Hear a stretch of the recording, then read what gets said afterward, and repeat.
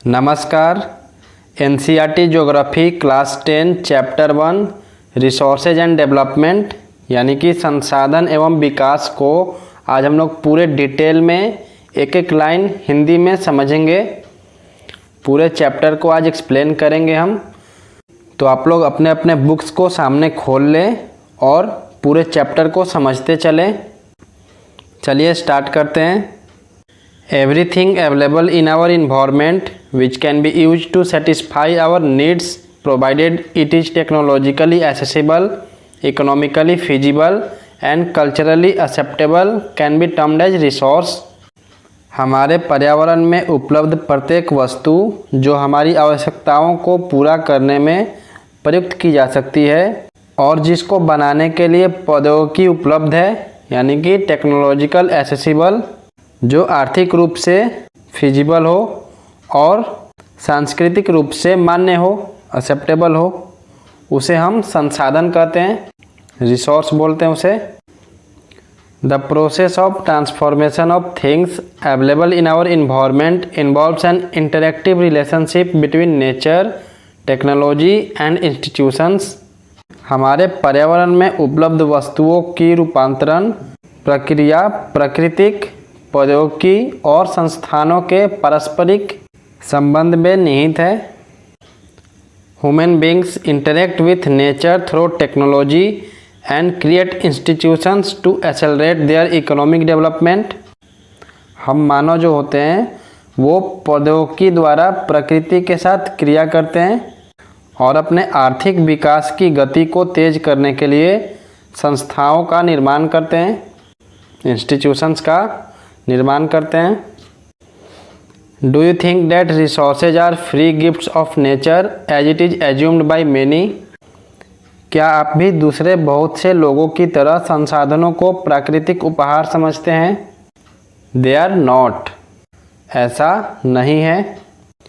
Resources are a function of human activities. जो संसाधन हैं वो मानवीय क्रियाओं का परिणाम है। Human beings themselves are essential components of resources. हम मानव स्वयं संसाधनों का महत्वपूर्ण हिस्सा हैं। They transform material available in our environment into resources and use them. हम लोग पर्यावरण में पाए जाने वाले पदार्थों को संसाधनों में परिवर्तित करते हैं और उन्हें यूज करते हैं। These resources can be classified in the following ways. इन संसाधनों को इस प्रकार से हम लोग वर्गीकरण कर सकते हैं। देखिए क्या क्या है। On the basis of origin, मतलब कि उत्पत्ति के आधार पर क्लासिफाई कर सकते हैं रिसोर्स को, और उत्पत्ति के आधार पर बायोटिक और एबायोटिक में होगा। उसी तरीके से on the basis of exhaustibility, मतलब कि समाप्यता के आधार पर, ख़त्म होने के आधार पर, तो इसमें होगा रिन्यूएबल एंड नॉन रिन्यूएबल। तीसरा है on the basis of ownership, यानी कि स्वामित्व के आधार पर, तो इसमें इंडिविजुअल मतलब कि स्वयं, व्यक्तिगत जिसको बोलते हैं, कम्युनिटी सामुदायिक, नेशनल मतलब राष्ट्रीय और अंतर्राष्ट्रीय। और चौथा है on the basis of status of development, विकास के स्तर के आधार पर। तो इसमें देखते हैं क्या है, पोटेंशियल है, डेवलप स्टॉक है और रिजर्व्स है, मतलब कि संभावी विकसित भंडार और संचित कोष। नीचे चार्ट में अच्छे से दिखाया गया है, चलिए उसको देखते हैं। ये देखिए यहाँ पर क्लासिफिकेशन ऑफ रिसोर्सेज, संसाधनों का वर्गीकरण बहुत ही इम्पोर्टेंट है। क्विक रिवीजन के लिए आप लोग के लिए ये फिगर 1.2 बहुत ही इम्पोर्टेंट है। सबसे पहले नेचुरल और ह्यूमन में क्लासिफाई करेंगे रिसोर्स को, प्राकृतिक और मानवीय में। नेचुरल में होगा रिन्यूएबल और नॉन रिन्यूएबल। रिन्यूएबल को फर्दर क्लासिफाई करेंगे तो कंटिन्यूअस और फ्लो, मतलब कि लगातार, जैसे विंड और वाटर। और एक बायोलॉजिकल है, इसमें आ जाएगा नेचुरल वेजिटेशन, एग्जाम्पल में फॉरेस्ट और वाइल्ड लाइफ। उसी तरीके से नॉन रिन्यूएबल में रिसाइकलेबल, मतलब कि जो रिसाइकल हो सके, जैसे मेटल्स, और नॉन रिसाइकलेबल मतलब कि जो वस्तु रिसाइकिल नहीं हो सके, जैसे कि फॉसिल फ्यूल्स, कोल, पेट्रोलियम, ये सारे इसमें आ जाएंगे। और दूसरा है ह्यूमन, तो इसमें आ जाएगा स्ट्रक्चर्स एंड इंस्टीट्यूशंस और क्वांटिटी और क्वालिटी। सबको एक एक करके पढ़ना है नीचे। चलिए पढ़ते हैं सभी को ध्यान से। टाइप्स ऑफ रिसोर्सेज को आप लोग यहाँ पर समझिएगा, बहुत ही इम्पोर्टेंट है। एमसीक्यू इस चैप्टर की यूट्यूब पर कराया जाएगा, सभी चैप्टर का कराया जाता है, तो आप लोग उसे ज़रूर देख लीजिएगा। यहाँ पर देखते हैं on the basis of origin, मतलब कि उत्पत्ति के आधार पर रिसोर्सेज को देखते हैं। तो एक होगा बायोटिक और एक एबायोटिक। बायोटिक को समझते हैं पहले। These are obtained from biosphere and have life such as human beings, flora and fauna, fisheries, livestock, etc. इन संसाधनों की प्राप्ति जीवमंडल से होती है, बायोस्फीयर से होती है, और इनमें जीवन व्याप्त है, जैसे कि हम लोग स्वयं, फ्लोरा एंड फौना यानी कि वनस्पति जात और प्राणी जात, फिशरीज मत्स्य और लाइवस्टॉक पशुधन पशुपालन। दूसरा है abiotic. All those things which are composed of non living things are called abiotic resource. For example rocks and metals. वे सारे संसाधन जो निर्जीव वस्तुओं से बने हैं उन्हें अजैव संसाधन कहते हैं, एबायोटिक रिसोर्स बोलते हैं। उदाहरण में इसका हो जाएगा चट्टान और धातुएं। ये था on the basis of origin. अब पढ़ेंगे on the basis of exhaustibility, मतलब कि समाप्यता के आधार पर। फर्स्ट पर है रिन्यूएबल रिसोर्सेज, मतलब कि नवीकरण योग्य संसाधन। The resources which can be renewed और रिप्रोड्यूस बाय फिजिकल, केमिकल और mechanical processes are known as renewable और रिप्लेनिशेबल रिसोर्सेज। वे संसाधन जिन्हें भौतिक, रासायनिक या फिर यांत्रिक प्रक्रियाओं द्वारा नवीकृत यानी कि पुनः उत्पन्न किया जा सकता है, उन्हें नवीकरण योग्य संसाधन कहा जाता है। एग्जाम्पल में solar and wind energy, water, forest and wild life. सौर और पवन ऊर्जा, इसको हम लोग बार बार यूज कर सकते हैं।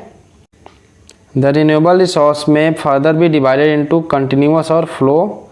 रिन्यूएबल को फर्दर हम लोग डिवाइड करेंगे कंटिन्यूअस और फ्लो में। फिगर 1.2 में ऊपर अभी ये देखे थे। चलिए आगे बढ़ते हैं नॉन रिन्यूएबल रिसोर्सेज की तरफ। These occur over a very long geological time. जो अनवीकरण योग्य संसाधन है यानी कि नॉन रिन्यूएबल रिसोर्सेज है, इनका विकास एक लंबे भूवैज्ञानिक अंतराल में होता है, मतलब कि बहुत लंबा समय लगता है दोबारा से वापस होने में। Minerals and fossil fuels are example of such resources. और इनके उदाहरण कौन कौन सा है, तो खनिज और जीवाश्म ईंधन, जैसे कि कोल, पेट्रोलियम। अगर एक बार ख़त्म हो गया तो इसको दोबारा से वापस होने में बहुत लंबा समय लगेगा, मिलियंस ईयर लगते हैं, दिया भी है यहाँ पर। These resources take millions of year in their formation. इनके बनने में लाखों वर्ष लग जाते हैं। Some of the resources like metals and recyclable and some like fossil fuels can't be recycled and get exhausted with their use. इनमें से कुछ ऐसे संसाधन हैं जैसे कि धातुएं, वो पुनः चक्रीय हैं, और कुछ संसाधन ऐसे हैं जैसे कि जीवाश्म ईंधन, फॉसिल फ्यूल्स, वो अचक्रीय हैं, मतलब कि वो रिसाइकल नहीं हो पाएगा। मेटल्स को हम लोग रिसाइकल कर लेते हैं कबाड़ी वाले को देकर, लेकिन फॉसिल फ्यूल्स को दोबारा से रिसाइकल नहीं हो सकता है, और ये एक बार के प्रयोग के साथ ही ख़त्म हो जाते हैं। चलिए अब आगे बढ़ते हैं on the basis of ownership के ऊपर। इसमें आएगा इंडिविजुअल रिसोर्सेज और कम्युनिटी ओन रिसोर्सेज। पहले इंडिविजुअल को देखते हैं। These are also owned privately by individuals. व्यक्तिगत संसाधन यानी कि इंडिविजुअल रिसोर्सेज, ये वो संसाधन हैं जो निजी व्यक्तियों के स्वामित्व में होते हैं। Many farmers own land which is allotted to them by government against the payment of revenue.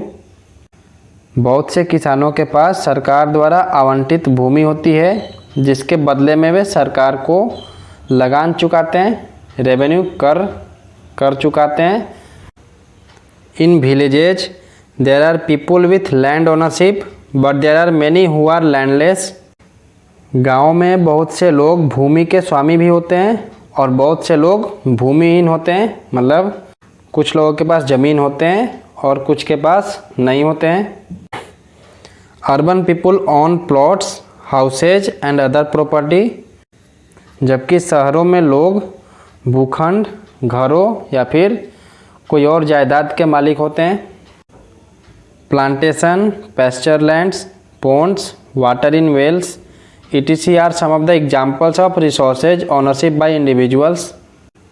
बाग, चारागाह, तालाब और कुओं का जल, ये सब संसाधनों के निजी स्वामित्व के कुछ उदाहरण हैं. Make a list of resources own by your house hold. अब यहाँ पर बोल रहा है कि आप अपने परिवार के संसाधनों की एक सूची तैयार कीजिए. चलिए हम आगे बढ़ते हैं. कम्युनिटी ओन रिसोर्सेज यानी कि सामुदायिक स्वामित्व वाले संसाधन. There are resources which are accessible to all the members of the community. कुछ ऐसे संसाधन होते हैं जो समुदाय के सभी सदस्यों को उपलब्ध होते हैं. Village commons like grazing ground, burial grounds, village ponds etc, public parks, picnic spots, playgrounds in urban areas are de facto accessible to all the people living there. गांव की सम्मिलात भूमि जैसे कि चरने वाला भूमि, शमशान भूमि, तालाब इत्यादि और शहरीय क्षेत्रों के सार्वजनिक पार्क, पिकनिक स्थल और खेल के मैदान वहां रहने वाले सभी लोगों के लिए उपलब्ध होता है. तो इस तरीके से ये कम्युनिटी ओन रिसोर्सेज हुआ. अब आते हैं नेशनल रिसोर्सेज पर यानी कि राष्ट्रीय संसाधन. Technically all the resources belong to the nation. तकनीकी तौर पर ये देश में पाए जाने वाले सारे संसाधन राष्ट्रीय हैं. The country has legal powers to acquire even private property for public good. देश की सरकार को कानूनी अधिकार है कि वह व्यक्तिगत संसाधनों को भी आम जनता के हित में अधिग्रहित कर सकती है. होता भी है ऐसा. You might have seen roads, canals, railway being constructed on field owned by some individuals. आपने देखा होगा कि सड़कें, नहरें और रेल लाइनें व्यक्तिगत स्वामित्व वाले खेतों में बनी हुई है. आप में से कितनों का खेत या ज़मीन भी इस तरीके के कामों के लिए गया होगा.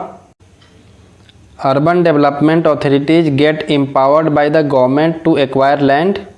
शहरी विकास प्राधिकरणों को सरकार ने भूमि अधिग्रहण का अधिकार दिया हुआ है.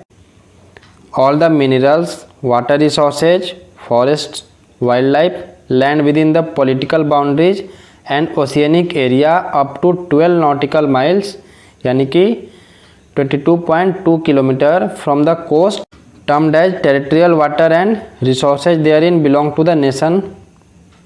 अब देखिए राष्ट्रीय संसाधन कौन कौन से आएंगे इसमें.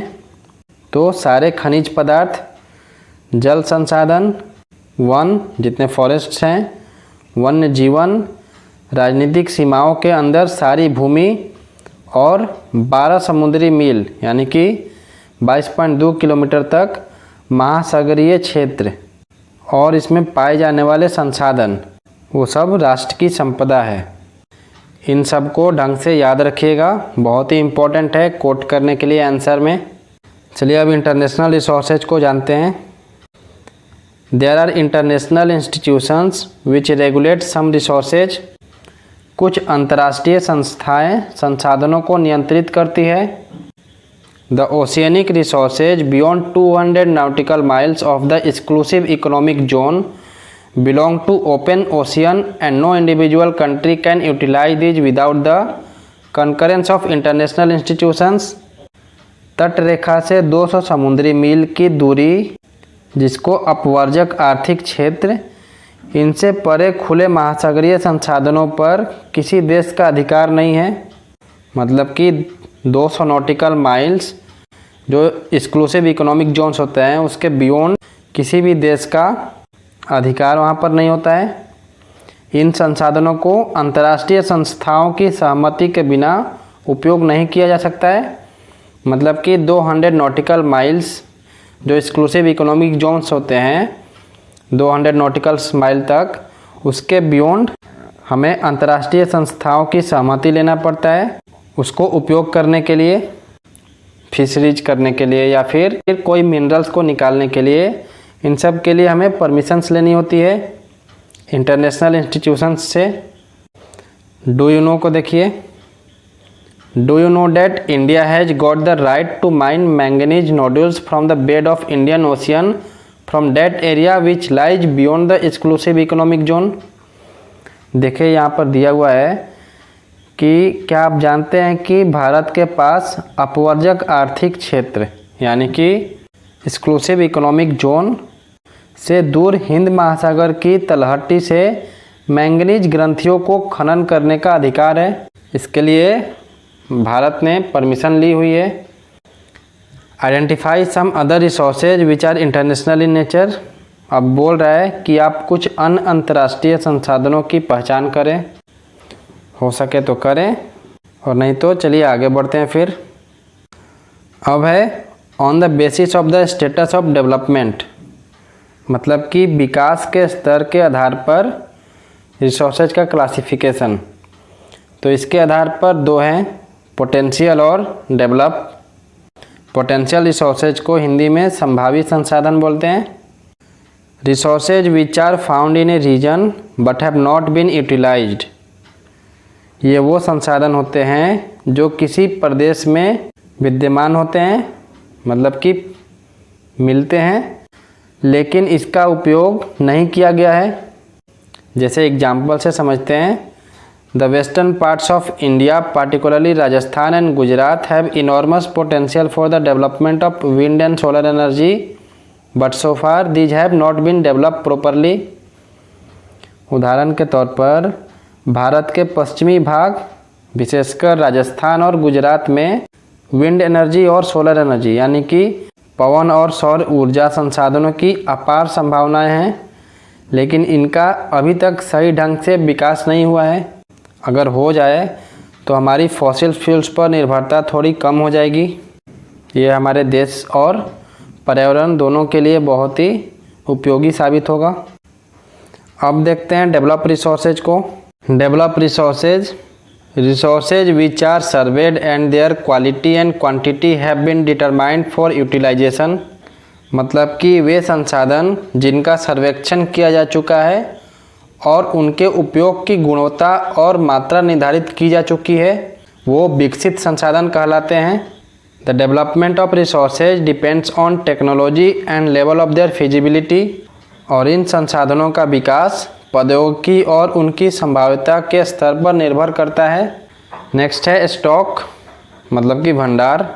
Materials in the environment which have the potential to satisfy human needs but human beings don't have the appropriate technology to access these are included among stock, मतलब पर्यावरण में उपलब्ध वे पदार्थ जो मानव की आवश्यकताओं की पूर्ति कर सकते हैं परंतु उपयुक्त प्रौद्योगिकी मतलब कि टेक्नोलॉजी के अभाव में उसकी पहुंच से बाहर है, वे भंडार में शामिल है।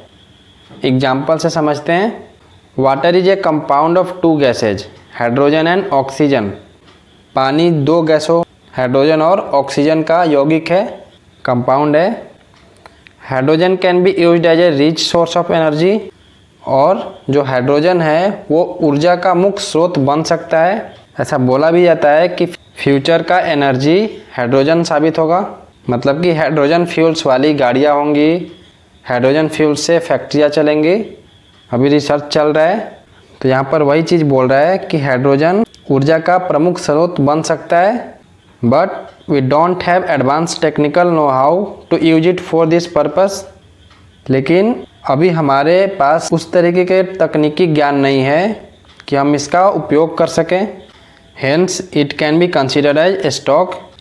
इसीलिए इसको हाइड्रोजन को स्टॉक कंसिडर किया जाता है। तो आप लोग समझ गए कि वैसे रिसोर्स जिनके लिए अभी पर्याप्त हमारे पास टेक्नोलॉजी नहीं है लेकिन वो फ्यूचर में यूज किए जा सकते हैं, वो सारे स्टॉक में आएंगे। स्टॉक हो गया। अब रिजर्व्स को जानते हैं, मतलब कि संचित कोष। Reserves are the subset of the stock which can be put into use with the help of existing technical know-how but their use has not been started। यह संसाधन भंडार का ही हिस्सा है जिन्हें उपलब्ध तकनीकी ज्ञान की सहायता से प्रयोग में लाया जा सकता है, लेकिन इनका उपयोग अभी शुरुआत नहीं हुआ है, इनका अभी उपयोग हम लोग स्टार्ट नहीं किए हैं। This can be used for meeting future requirements. इनका उपयोग भविष्य में आवश्यकताओं पूर्ति के लिए किया जा सकता है। River water can be used for generating hydro electric power but presently it is being utilised only to a limited extent. Example से समझते हैं कि जो नदियों के जल हैं उनको विद्युत पैदा करने में हम लोग यूज करते हैं, लेकिन वर्तमान समय में इसका उपयोग सीमित पैमाने पर ही हो रहा है, मतलब कि लिमिटेड हो, लेकिन इसको फ्यूचर में हम लोग बड़े पैमाने पर हाइड्रो इलेक्ट्रिक पावर इससे जनरेट करेंगे। Thus, the water in the dams, forest, etc. is a reserve which can be used in the future। इस प्रकार से बांधों में पानी, वन, ये सब संचित कोष हैं, रिजर्व हैं, जिनका उपयोग हम लोग भविष्य में करेंगे। अब आ जाइए डेवलपमेंट ऑफ रिसोर्सेज के ऊपर, यानी कि संसाधनों का विकास। Resources are vital for human survival as well as for maintaining the quality of life. संसाधन जिस प्रकार मनुष्यों के जीवन यापन के लिए बहुत ज़्यादा आवश्यक है, उसी प्रकार जीवन की गुणवत्ता बनाए रखने के लिए भी बहुत महत्वपूर्ण है। It was believe that resources are free gifts of nature. ऐसा माना जाता था कि संसाधन प्रकृति की देन है। As a result human beings use them indiscriminately and this has led to the following major problems. इसका परिणाम स्वरूप ये हुआ कि मानव ने इसका अंधाधुंध उपयोग किया और अंधाधुंध उपयोग करने की वजह से कुछ समस्याएं पैदा हो गई, जिसको भी हम लोग देखते हैं। सबसे पहला हुआ depletion of resources for satisfying the greed of a few individual. कुछ व्यक्तियों के लालचवश संसाधनों का ह्रास हुआ, मतलब खत्म हुआ। Accumulation of resources in few hands which in turn divided the society into two segments, that is haves and have nots, या फिर rich और poor। जो संसाधन है ये समाज के कुछ ही लोगों के हाथ में आ गया है, जिससे समाज दो हिस्सों में, एक संसाधन संपन्न और दूसरा संसाधनहीन, यानी कि अमीर और गरीब में बट गया है। थर्ड है indiscriminate exploitation of resources has led to global ecological crises such as global warming, ozone layer depletion, environmental pollution and land degradation. संसाधनों के अंधाधुंध शोषण से वैश्विक परिस्थितिक संकट पैदा हो गया है, जैसे कि भूमंडलीय तापन यानी कि ग्लोबल वार्मिंग, ओजोन परत अवक्षय, ओजोन लेयर का धीरे धीरे नष्ट होना, पर्यावरण का प्रदूषण और जमीन का नमनीकरण, land degradation. An equitable distribution of resources has become essential for a sustained quality of life and global peace। मानव जीवन की गुणवत्ता और विश्व शांति बनाए रखने के लिए संसाधनों का समाज में न्याय संगत बंटवारा आवश्यक हो गया है। If the present trend of resource depletion by a few individuals and countries continues, the future of our planet is in danger। यदि कुछ ही व्यक्तियों या फिर देशों द्वारा संसाधनों का वर्तमान दोहन जारी रहता है तो हमारी पृथ्वी का भविष्य खतरे में पड़ सकता है। कि एक देश के पास बहुत सारा संसाधन है या फिर कुछ व्यक्तियों के पास संसाधन का स्वामित्व है और बहुत सारे देश या फिर बहुत सारे लोग वंचित हैं, अगर ऐसा चला तो भविष्य खतरे में पड़ सकता है। जो हमारी पृथ्वी का भविष्य है वो खतरे में पड़ सकता है। Therefore, resource planning is essential for sustainable existence of all forms of life। इसलिए हर तरह के जीवन का अस्तित्व बनाए रखने के लिए संसाधनों के उपयोग की योजना बनाना अति आवश्यक है। Sustainable existence is a component of sustainable development. सतत अस्तित्व सही अर्थ में सतत पोषणीय विकास का ही एक हिस्सा है। सस्टेनेबल डेवलपमेंट को सतत विकास भी बोलते हैं हिंदी में। देखिए यहाँ पर डेफिनेशन दिया हुआ है। Sustainable economic development means development should take place without damaging the environment and development in the present should not compromise with the need of the future generation. बहुत ही इंपॉर्टेंट डेफिनेशन है, ध्यान में रखिएगा इसको। इसका मतलब ये होता है कि जो सतत पोषणीय आर्थिक विकास है वो ये है कि विकास पर्यावरण को बिना नुकसान पहुंचाए हो और वर्तमान विकास की प्रक्रिया भविष्य की पीढ़ियों की आवश्यकता की अवहेलना न करें। मतलब हम लोग ऐसे विकास करें कि आज की ज़रूरत को भी हम लोग पूरा कर ले और फ्यूचर जनरेशन मतलब कि भविष्य की पीढ़ियों के लिए भी रिसोर्सेज को छोड़ दें। उस तरीके के विकास को सस्टेनेबल डेवलपमेंट यानी कि सतत पोषणीय विकास बोलते हैं। बहुत ही इम्पोर्टेंट ये टर्म है और बार बार पूछा जाता है एग्जाम्स में। अब देखिए ये भी इम्पोर्टेंट है, रियो डी जेनेरियो अर्थ समिट 1992, जो 1992 में रियो डी जेनेरियो पृथ्वी सम्मेलन हुआ था, इसको थोड़ा जानते हैं। इन जून 1992 more than 100 heads of states met in Rio de Janeiro in Brazil for the first international earth summit। जून 1992 में 100 से भी अधिक राष्ट्राध्यक्ष ब्राज़ील के शहर रियो डी जेनेरियो में पहली बार अंतर्राष्ट्रीय पृथ्वी सम्मेलन में एकत्रित हुए थे। The summit was convened for addressing urgent problems of environmental protection and socio economic development at the global level. सम्मेलन का आयोजन विश्व स्तर पर उभरते पर्यावरण संरक्षण यानी कि इन्वायरमेंटल प्रोटेक्शन और सामाजिक आर्थिक विकास की समस्याओं का हल ढूंढने के लिए किया गया था। The assembled leaders sign the declaration on global climatic change and biological diversity. इस सम्मेलन में एकत्रित जितने भी नेताएं थे उन्होंने भूमंडलीय जलवायु परिवर्तन और जैविक विविधता पर एक घोषणा पत्र पर हस्ताक्षर किए। The Rio convention endorse the global forest principles and adopted agenda 21 for achieving sustainable development in the 21st century. Rio सम्मेलन में भूमंडलीय वन्य सिद्धांतों यानी कि फॉरेस्ट प्रिंसिपल्स पर सहमति जताई और 21वीं शताब्दी में सतत पोषणीय विकास के लिए एजेंडा 21 को स्वीकृति प्रदान की। अब क्या होता है एजेंडा 21, नीचे देखते हैं। ये बहुत ही इम्पोर्टेंट है, केवल 10th क्लास के लिए नहीं, आगे भी क्लासेज में मतलब हायर स्टडीज़ में ये सारे टॉपिक्स को पूछे जाते हैं, तो ध्यान से समझिए इसको। It is the declaration signed by world leaders in 1992 at the United nation conference on environment and development यानी कि UNCED। यह एक घोषणा है जिसे 1992 में ब्राज़ील के शहर रियो डी जेनेरियो में संयुक्त राष्ट्र पर्यावरण और विकास सम्मेलन UNCED के अंडर में राष्ट्राध्यक्षों द्वारा स्वीकृत किया गया था। It aims at achieving global sustainable development और इसका उद्देश्य भूमंडलीय सतत पोषणीय विकास हासिल करना है। It is an agenda to combat environmental damage, poverty, disease through global cooperation on common interest, mutual needs and shared responsibilities. यह एक कार्यसूची है यानी कि एजेंडा 21 एक कार्यसूची है जिसका उद्देश्य समान हितों, पारस्परिक आवश्यकताओं और सम्मिलित जिम्मेदारियों के अनुसार विश्व सहयोग के द्वारा पर्यावरणीय क्षति जो भी इन्वायरमेंट लॉस हो रहा है, गरीबी और रोगों से निपटना है। One major objective of Agenda 21 is that every local government should draw its own local Agenda 21।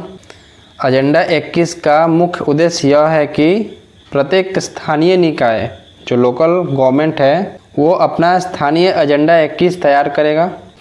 तो लगभग आप लोग समझ गए होंगे, ये बहुत ही इम्पोर्टेंट टॉपिक है। रिसोर्स प्लानिंग, संसाधन नियोजन। Planning is the widely accepted strategy for judicious use of resources. संसाधनों के विवेकपूर्ण उपयोग के लिए नियोजन एक सर्वमान्य रणनीति है। It has importance in a country like India which has enormous diversity in the availability of resources ये भारत जैसे देश में जहाँ संसाधनों की उपलब्धता में बहुत अधिक विविधता है और भी बहुत महत्वपूर्ण हो जाता है यहाँ पर। There are regions which are rich in certain types of resources but are deficient in some other resources. यहाँ कुछ ऐसे प्रदेश हैं जहाँ एक तरह के संसाधनों की प्रचुरता है, मतलब कि बहुत ज़्यादा है, लेकिन दूसरे तरह के संसाधनों की कमी है, इसलिए रिसोर्स प्लानिंग बहुत ही ज़रूरी है। There are some regions which can be considered self sufficient in terms of availability of resources and there are some regions which have acute shortage of some vital resources. कुछ ऐसे प्रदेश भी हैं जो संसाधनों की उपलब्धता के संदर्भ में आत्मनिर्भर हैं और कुछ ऐसे भी प्रदेश हैं जहां महत्वपूर्ण संसाधनों की अत्यधिक कमी है। उदाहरण से समझते हैं। For example the state of Jharkhand, Chhattisgarh and Madhya Pradesh are rich in minerals and coal deposits. उदाहरण से कि झारखंड, मध्य प्रदेश और छत्तीसगढ़ ये ऐसे प्रांत हैं जहां पर खनिजों और कोयले के प्रचुर भंडार हैं। Arunachal Pradesh has abundance of water resources but lacks in infrastructural development. जबकि अरुणाचल प्रदेश में जल संसाधन प्रचुर मात्रा में पाए जाते हैं, लेकिन मूल विकास की कमी है। वहाँ पर जो इंफ्रास्ट्रक्चर डेवलपमेंट होना चाहिए वो वहाँ पर नहीं है। इंफ्रास्ट्रक्चर डेवलपमेंट में जैसे कि डैम्स, पानी ज़्यादा है तो डैम्स ज़्यादा बनाए जाए, डैम्स को जोड़ने के लिए एक रोड की कनेक्टिविटी हो, तो ये सारे इंफ्रास्ट्रक्चरल डेवलपमेंट कहलाते हैं। तो इसकी कमी है वहाँ पर। The state of Rajasthan is very well endured with solar and wind energy but lacks in water resources. उसी तरीके से राजस्थान में पवन और सौर ऊर्जा संसाधनों की बहुत ज़्यादा उपलब्धता है, लेकिन जल संसाधनों की कमी है, वाटर रिसोर्सेज की कमी है वहाँ पर। The cold desert of Ladakh is relatively isolated from the rest of the country. Ladakh का जो कोल्ड डेजर्ट है यानी कि शीत मरुस्थल, ये देश के अन्य भागों से अलग थलग पड़ता है, कट जाता है, आइसोलेटेड है। It has very rich cultural heritage but it is deficient in water, infrastructure and some vital minerals. जो लद्दाख की कोल्ड डेजर्ट वाला एरिया है वह सांस्कृतिक विरासत का धनी है, मतलब बहुत ज़्यादा सांस्कृतिक विरासत है, लेकिन वहाँ पर जल, आधारभूत संरचनाएं और कुछ खनिजों की कमी है। This calls for balance resource planning at the national, state, regional and local level. यहीं पर ये आवश्यक हो जाता है कि हम लोग राष्ट्रीय, प्रांतीय, स्टेट लेवल पर और स्थानीय लेवल पर, मतलब कि लोकल लेवल पर संतुलित संसाधन नियोजन की प्लानिंग करें। देखिए, resource planning in India. Resource planning is a complex process which involves identification and inventory of resources across the regions of the country। संसाधन नियोजन एक जटिल प्रक्रिया है जिसमें निम्नलिखित सोपान है, जैसे देश के विभिन्न प्रदेशों में संसाधनों की पहचान कर उनकी तालिका बनाना, मतलब कि inventory banana. This involve surveying, mapping and qualitative and quantitative estimation and measurement of the resources. इस काम में क्षेत्रीय सर्वेक्षण, मानचित्र बनाना और संसाधनों का गुणात्मक एवं मात्रात्मक अनुमान लगाना या फिर मापन करना है। इस तरीके से हम लोग रिसोर्स प्लानिंग कर सकते हैं। और दूसरा क्या है, evolving a planning structure endured with appropriate technology, skill and institutional setup for implementing resource development plans. संसाधन विकास योजनाएं लागू करने के लिए उपयुक्त प्रौद्योगिकी, कौशल और संस्थागत नियोजन ढांचा तैयार करना और matching the resource development plan with overall national development plan. संसाधन विकास योजनाओं और राष्ट्रीय विकास योजनाओं में समन्वय स्थापित करना, मतलब कि मैचिंग करना, दोनों मैच हो। जो नेशनल डेवलपमेंट प्लान हो वो रिसोर्स डेवलपमेंट प्लान से मतलब मैच करता हो। India has made concerted effort for achieving the goals of resource planning right from the first 5 year plan launch after independence. देश की स्वाधीनता के बाद भारत में संसाधन नियोजन के उद्देश्य की पूर्ति के लिए जो पहला पंचवर्षीय योजना आया था वहीं से ही प्रयास किए गए थे। मतलब पहले पंचवर्षीय योजना से ही रिसोर्स प्लानिंग के बारे में प्रयास किए गए थे। The availability of resources is a necessary condition for the development of any region. किसी क्षेत्र के विकास के लिए संसाधनों की उपलब्धता एक आवश्यक शर्त है।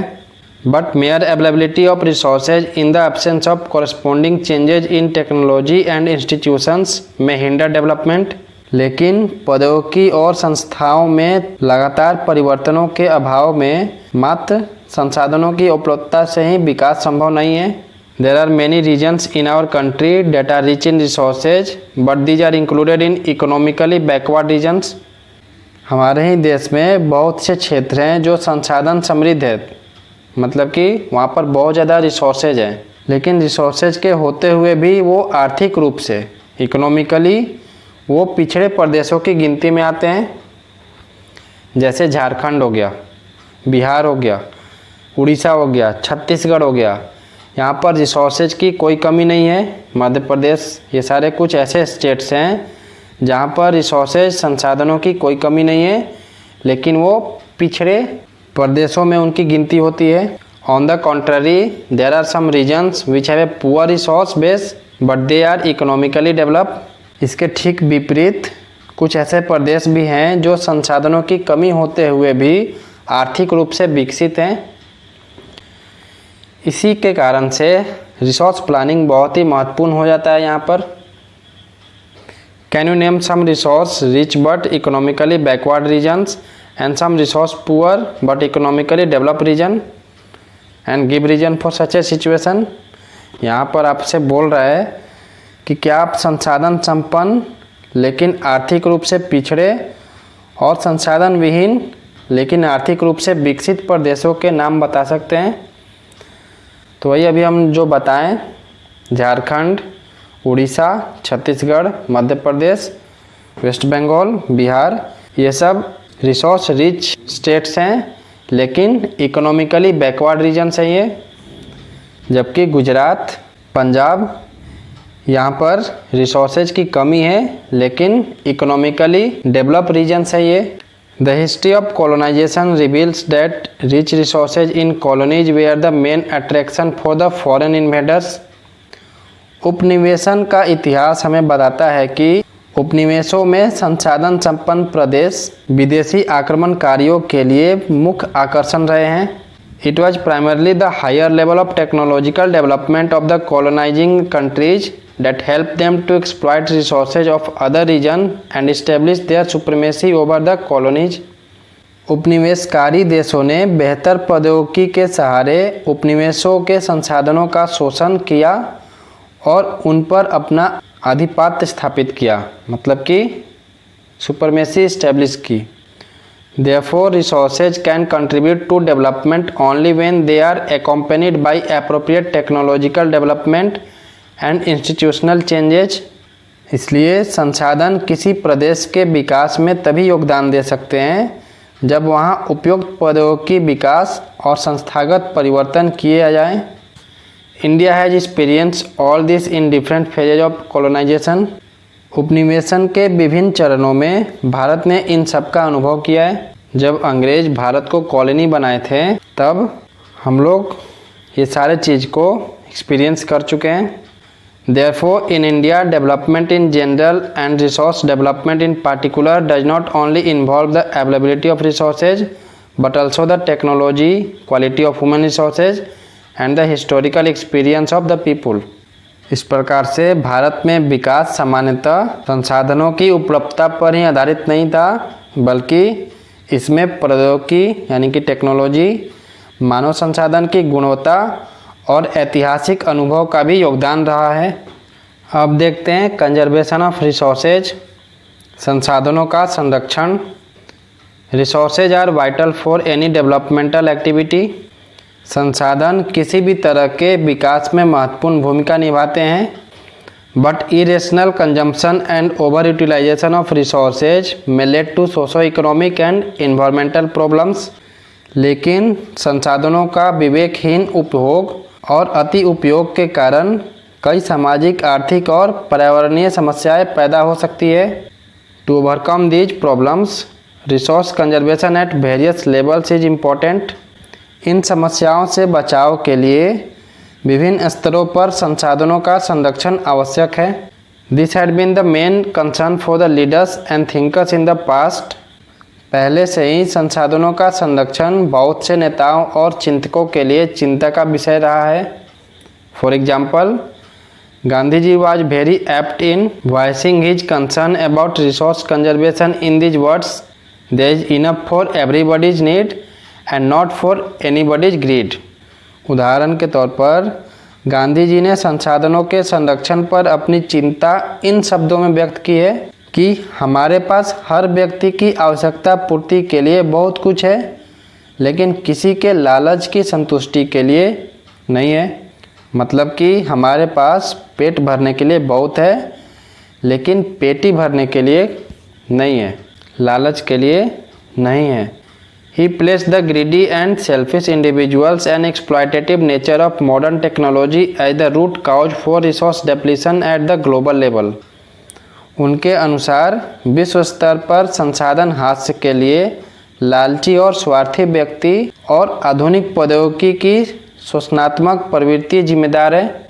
जितने भी नए नए टेक्नोलॉजीज आ रहे हैं और सेल्फिश इंडिविजुअल्स, ये सब जिम्मेवार हैं संसाधन की हास्य के लिए। He was against mass production and wanted to replace it with the production by the masses. Gandhi ji जो थे वे अत्यधिक उत्पादन के विरुद्ध थे, मतलब फैक्ट्रियों में प्रोडक्शन के विरुद्ध थे वो, और इसके स्थान पर वे अधिक बड़े जन समुदाय द्वारा उत्पादन के पक्षधर थे। उनका मानना था कि सभी लोग अपनी ज़रूरत के हिसाब से खुद से जन समुदाय बनाकर प्रोडक्शन करें, न कि फैक्ट्रियों में।